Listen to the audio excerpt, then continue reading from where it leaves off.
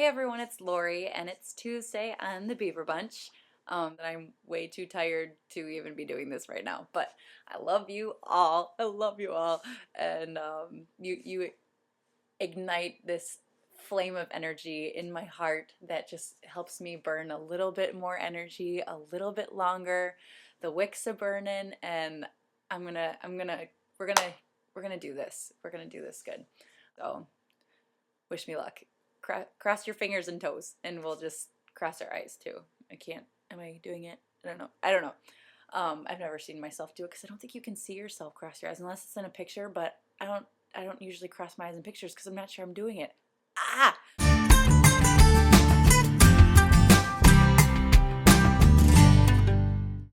Okay. So this week we're talking about same-sex relationships, the challenges and the rewards.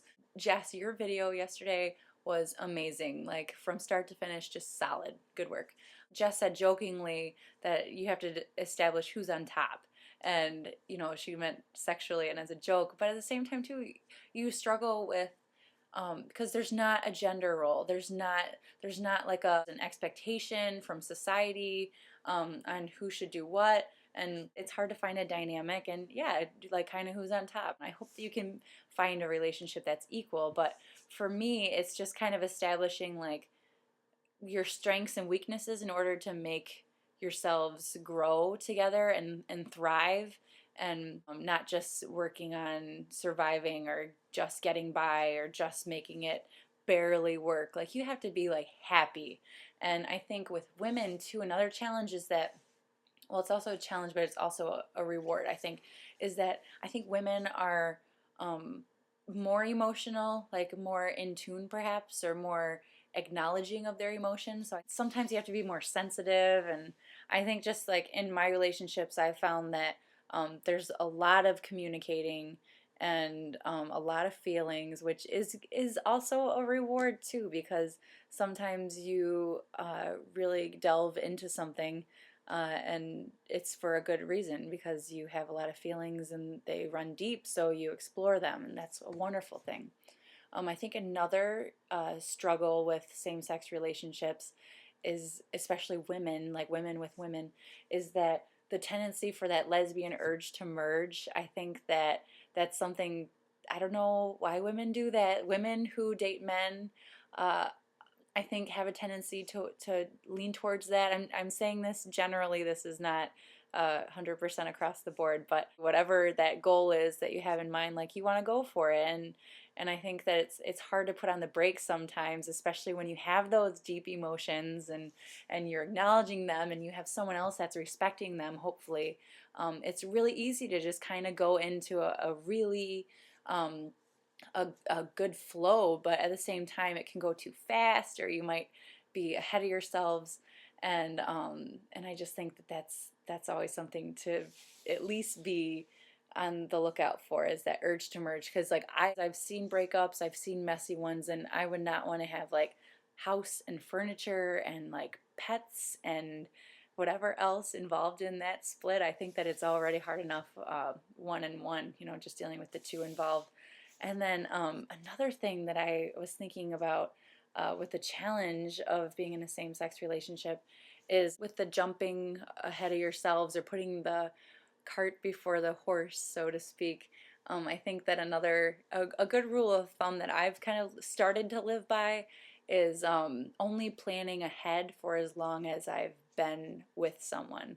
Like I don't I no longer do I believe that it is realistic to plan 10 years ahead when I've only been with a girl for 6 months. I will not do that. I will not, absolutely not do that.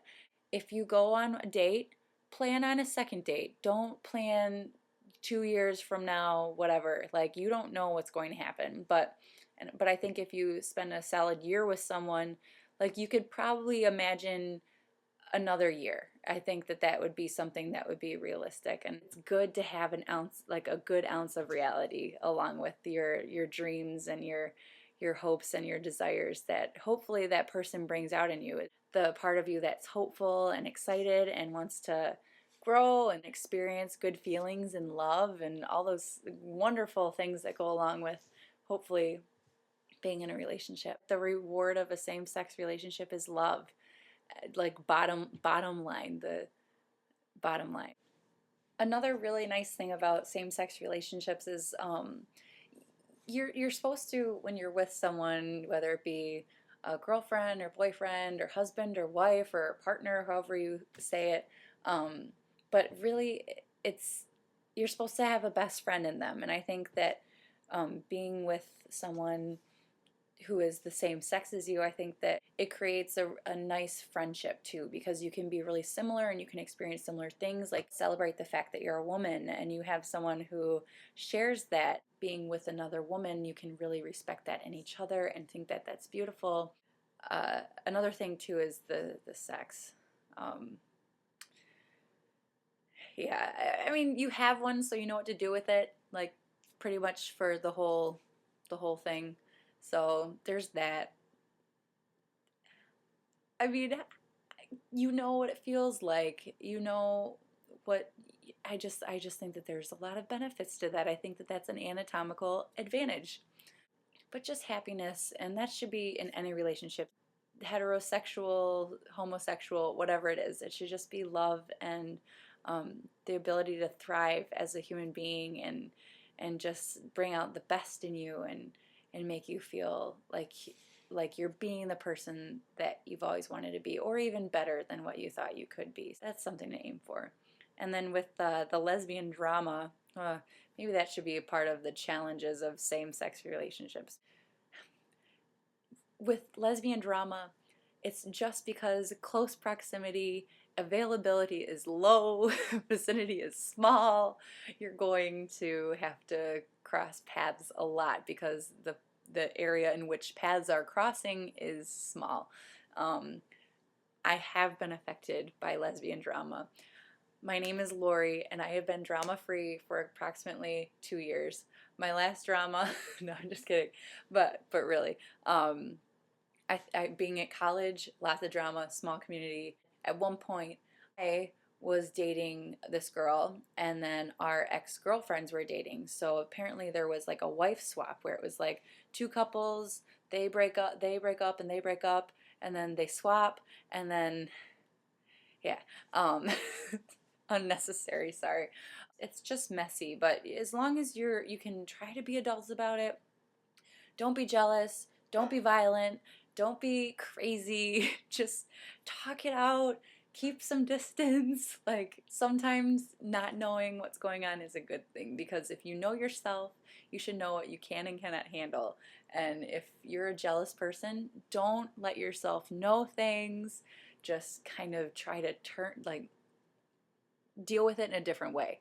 And if you're a really confrontational person, you gotta just chill out. You gotta chill out, because everyone else has the right to be happy, and you can't assume that everyone's doing things to you. I think that you just have to be understanding that it's not gonna go the way you want it to, and it's just, why can't everyone just get along? Why, huh? Why? In the confines of beaverhood, we are all connected, and we all share a similar interest. So I think that's great, and we should try to focus on that we're all pretty similar. And maybe that's why we don't get along all the time, but it makes us stronger. And we just gotta chill out. Yeah. But definitely try to expand your horizons and date outside of your comfort zone and go places and meet people. Be social. Don't just limit yourself.